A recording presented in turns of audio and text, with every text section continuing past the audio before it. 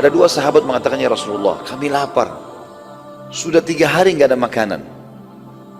Jadi 3 hari ini sahabat puasa betul. Mereka, maksudnya di sini puasanya adalah bukan puasa yang seperti kita tahu. Mereka menahan diri cuma minum air putih, makan beberapa butir kurma kalau ada. Kalau tidak ada mereka tidak makan sama sekali. Dan untuk menghilangi lapar, mengurangi laparnya, para sahabat mengikat batu di perutnya. Rupanya sahabat yang 2 ini datang dan mengatakan, ya Rasulullah, kami lapar, 3 hari nggak makan. Dan sekarang ini terus kerja, energi keluar terus, nggak ada suplai makanan. Lalu mereka angkat bajunya. Lihat ya Rasulullah, ternyata di perut mereka ada 2 batu. Jadi himama mereka dibuka, ditaruh batu di dalamnya, batu besar, lalu dililit, lalu diikat, supaya perutnya tertekan. Karena usus kita kalau tertekan kan, laparnya mulai berkurang gitu. Yang terjadi adalah Nabi SAW melihat, Nabi nggak banyak bicara. Nabi buka juga bajunya, ada 3 batu. Ternyata di perutnya Nabi ada 3. Artinya bahasa sederhananya, saya juga lapar, lebih lapar dari kalian. Tapi sabar, gitu kan. Waktu itu Jabir radhiyallahu anhu, Jabir bin Abdullah, tokoh yang sedang kita bahas ini, sahabat Nabi mulia, mereka lihat ke arah Nabi SAW. Dia lihat ke arah Nabi SAW. Waktu pas Nabi angkat baju, dia ada di situ. Dia bilang, sungguh demi Allah, telah memuncak kelaparan terhadap Nabi SAW. Ini betul-betul luar biasa. Gak mungkin kita biarkan ini. Maka dia pun dengan hikmah Allah datang ke Nabi SAW. Ya Rasulullah, izinkan saya pulang ke istri saya. Nabi SAW juga tidak banyak tanya, kenapa kau pulang? Kalau ada sahabat izin, baik-baik dikasih izin. Dia bilang, baiklah silakan, tapi jangan lama. Baiklah, dia bilang saya pulang. Pulang ke rumah dia mengatakan, hai istriku, demi Allah aku telah melihat sesuatu yang menyedihkan dari Nabi SAW. Kata istrinya, apa itu? Dia bilang, aku melihat Nabi SAW itu perutnya diikat dengan 3 batu karena kelaparan. Sudah 3 hari sekarang Rasulullah SAW belum makan. Di Khandaq pun tidak ada makanan. Karena perlu kita tahu juga teman-teman sekalian, kenapa di Khandaq itu tidak ada makanan? Penduduk Madinah pada saat itu, tradisi mereka bekerja hari ini, mereka makan hari ini. Jadi jarang di antara sahabat itu ada yang punya tabungan. Maka mereka beberapa hari di Khandaq tidak bekerja. Ke kebunnya pun petik kurma enggak. Karena semua laki-laki harus ke Khandaq, enggak ada waktu lagi. Ini sebabnya kurang lebih tidak ada makanan. Jadi bukan karena mereka miskin, tapi karena begitulah keadaannya. Maka kata istri Jabir, apa yang kau lihat? Dia bilang, saya melihat Rasulullah SAW mengikat 3 batu di perutnya karena lapar. Ada makanan enggak kau punya? Saya mau kasih ke Nabi SAW.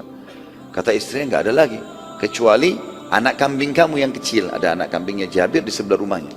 Dan saya punya 1 sak gandum. 1 sak gandum. 1 sak gandum ini persiapan, ya kurang lebih 1 genggam besar, 2 telapak tangan orang dewasa, 2 digabungkan. Kalau kau mau, kata istrinya, sembelilah kambing itu, baru saya buatin kari. Ini nanti saya akan buatkan saya akan buatkan roti. Ajaklah Rasulullah SAW makan. Kata Jabir, ide yang bagus. Lalu dia sembelih kambingnya, dikuliti, dibersihkan segala macam, dibuatlah kari seperti biasa orang masak. Kemudian gandumnya pun dipersiapkan. Sudah mengembang, sudah mulai mengembang. Lalu kata istri Jabir, panggillah Rasulullah SAW. Tapi hai Jabir, pesan saya, ya, undang Nabi SAW dengan 3-4 orang saja. Jangan lebih, jangan permalukan saya, makanan tidak cukup. Saya pun lapar dengan anak-anak saya. Di Madinah pun begitu, banyak orang yang sedang kehabisan makanan. Kata Jabir, tentu saja, saya akan lakukan itu.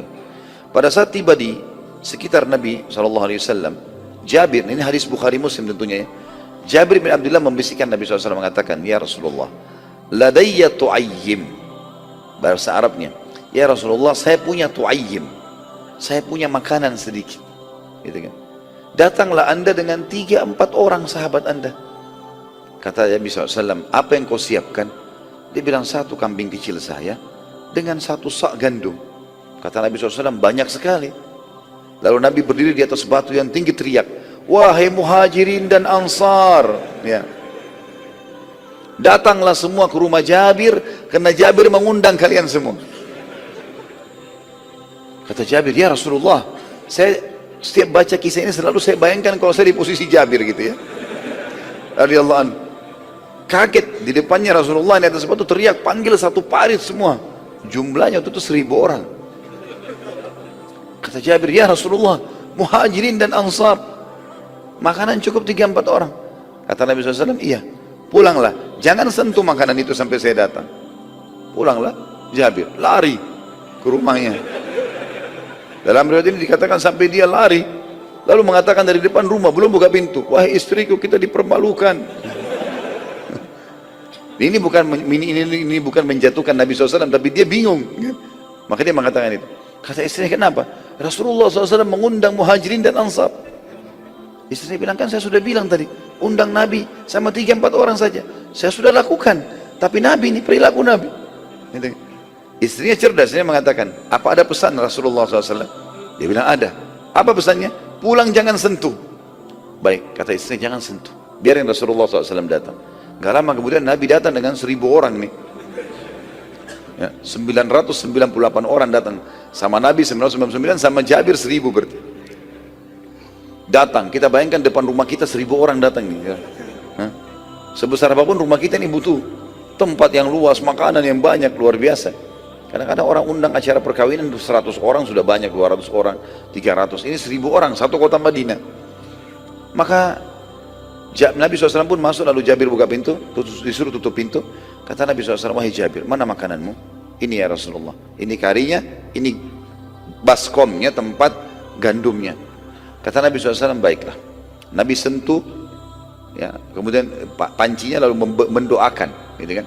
Lalu berkata kepada istri Jabir, panggillah khabbazah. Khabbazah istilah bagi perempuan pembuat roti. Kalau membuat 1000 roti, 2000 roti, harus khabbazah banyak orang. Mungkin lebih dari sekian puluh orang wanita yang harus bersatu untuk membuat kalau acara besar. Kata istrinya Jabir, ya Rasulullah, 1 sak saya bisa buat sendiri. Kata Nabi SAW, tidak, panggil khabbazah. Semua yang kau kenal di Madinah pembuat roti, panggil.